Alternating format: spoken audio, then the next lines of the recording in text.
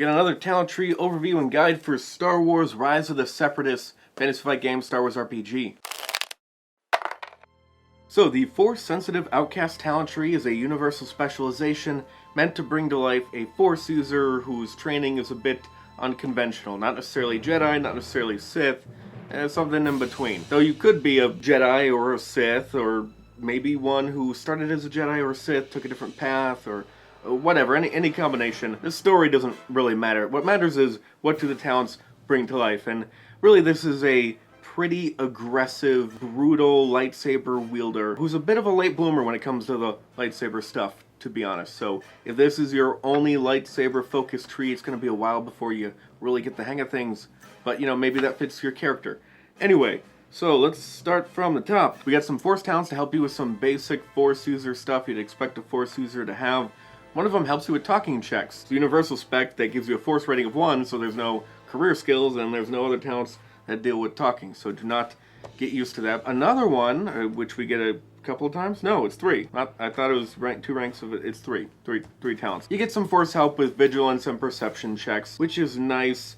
The one that helps with vigilance, that really helps with the character. That might be the one you start with because it sets you on a path, which I really like this section of the tree, the way it does combat. Specializes in 2 different forms of combat. One really helps the other's weaknesses. First of all, we got the quick draw, quick strike combination, which I know we've seen before. Smuggler, Scoundrel, I think, probably the Gunslinger, maybe the Bounty Hunter Assassin, other trees, where basically you get improvements to that first attack you do, or someone who hasn't attacked this round yet. Basically it amounts to the first attack you do. Vigilance talent is obviously going to help with that because the more just overall better your team does when it comes to vigilance, the more likely you are to have a slot that's above everyone else on the other side, so you can take that slot, get the bonus that Quick Strike provides to attacking someone that hasn't gone yet. There might be a specific character that you want to attack first, and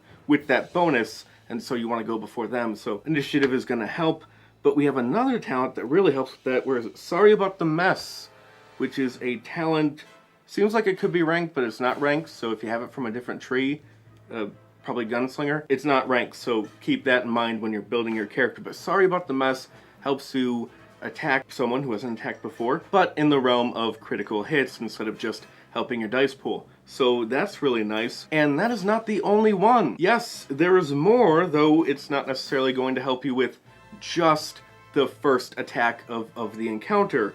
Ravage, this I think is new. It's uncommon. I haven't seen it before. If I haven't seen it, it's new to me. You can't do it this often at all. But when you do it, use the Force, channel the Force to do extra damage to anyone of your choosing. So, you know, it's not exclusively to the first person, but because you can do it whenever, and you can only do it once, and also the other bonuses only happen once, it might be fitting to just take out the worst target. Combine all of your talents, your first round attack talents and abilities, combine them all at once and just, with this big alpha strike, take out someone really important. Or just save it for later in the fight when you need it. So, that's half of their interesting combat style, or one type of it.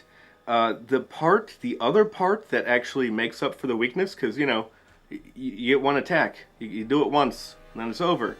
What do you do for the rest of the fight beyond just relying on your basic attack dice pool? Well, they have the Disorient and Prey on the Weak combination we saw from this book. Warrior, come out to play.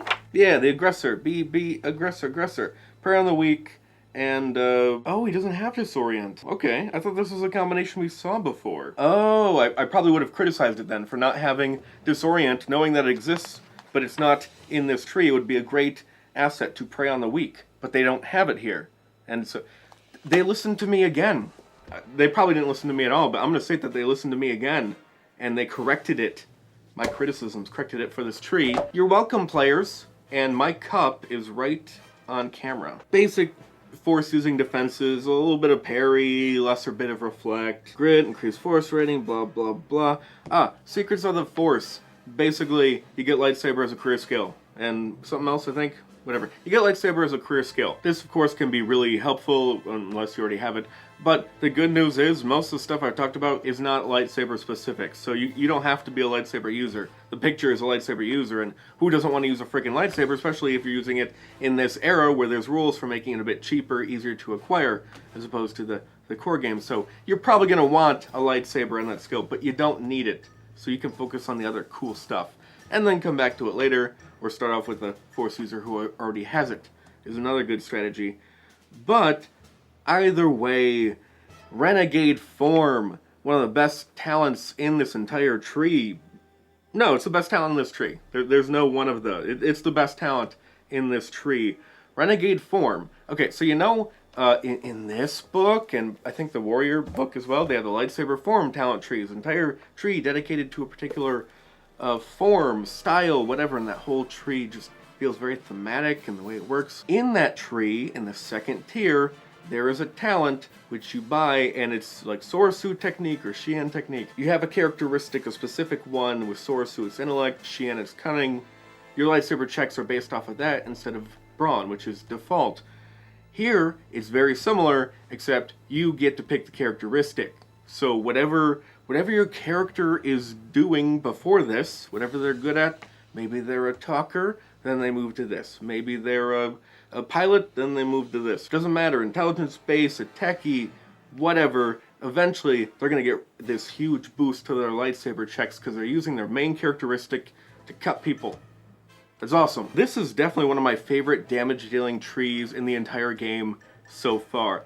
I love that quick burst damage at the beginning, and then you still get to do some stuff combat-wise beyond the norm, just rolling attack checks. And there's so many different characters. It's really flexible. It fits with so many different characters from so many different backgrounds. Like, you know, I could talk about how to build them, but it's like, how can't you build them? I really like a stealth person for this.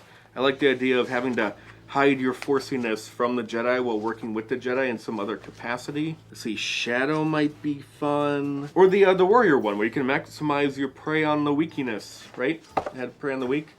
Probably some other stuff that went well with it. That would... There's so many different directions you can go with this. Fun combat, really flexible. Actually, I kind of wish it was just a regular old tree attached to a career. Get rid of this Force rating 1 and just attach it to Warrior or something. I don't want any other tree. This is great on its own. I love it. Good job. Good job. Now, when building it, there is at least one thing to keep in mind. Depending on whether or not you're just a normal person or a Force-using combat specialist, that's going to change your path really quickly. Like, you really don't need Renegade Form or Secrets of the Force to help you with that if you already have a Sorasu Defender or something, or, you know, a lightsaber form. At which point, you can just cruise down that one awesome side of the tree and get this awesome combat strategy going. I love that. But if you're going non-Force user, it might be a while. You might have to be patient before you really get the lightsaber stuff going, which, if you're learning your stuff in an unconventional way, I guess that kind of makes sense. But yeah, for this, I really like Smuggler Scoundrel. I think it might be my favorite, because there's some talking in there as well, and they have the quick strike, quick draw combination. You only need quick draw from one of them. It's kind of redundant, but it lets you skip ahead if you already have it, which is nice in a different tree, and it's non-ranked. Gambler. I like Gambler as well, because they got some talking, but mostly they can do anything. They're really flexible. And I like the idea of winning a jewel or something or artifact in some gambling thing. Some mysterious man puts it up as collateral, and it's actually a lightsaber crystal or a holocron, and it speaks to him, or some artifact, and unlocks his inner force potential or something. I don't know. It's a really great tree. Play it. Next time, we're going to continue doing this. So, you know, watch that. Or not. Whatever.